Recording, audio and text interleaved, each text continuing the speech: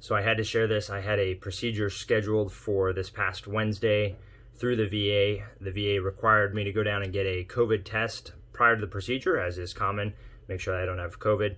I went down on Monday to get the test. I came back Tuesday morning. They called me and said I was positive, which was interesting considering I was asymptomatic. And I had COVID back in June, and I was also asymptomatic, or tested positive at least back in June. So for science, for posterity's sake, I decided to get 4 more COVID tests just to see. So I had the one positive test from the VA.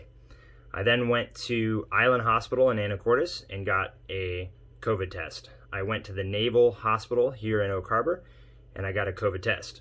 I went to Coopville, Whidbey Health, and got a COVID test. And I went to Rite Aid and got a COVID test because they are doing COVID tests as well for free in Mount Vernon for community tracking or something like that.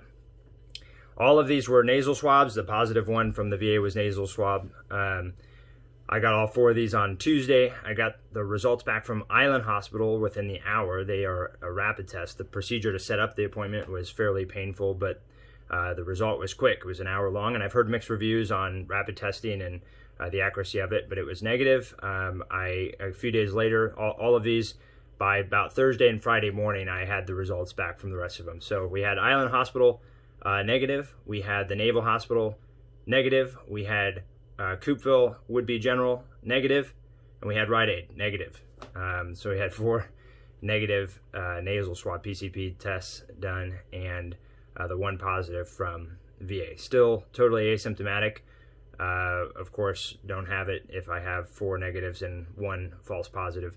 Called the VA back. Of course, they were following up with me every day, concerned that I had it and making sure that I was okay. And I stayed away from work and stayed in my house just to make sure until all my negatives came back. But it was just a funny experience for me and wanted to share that for you guys.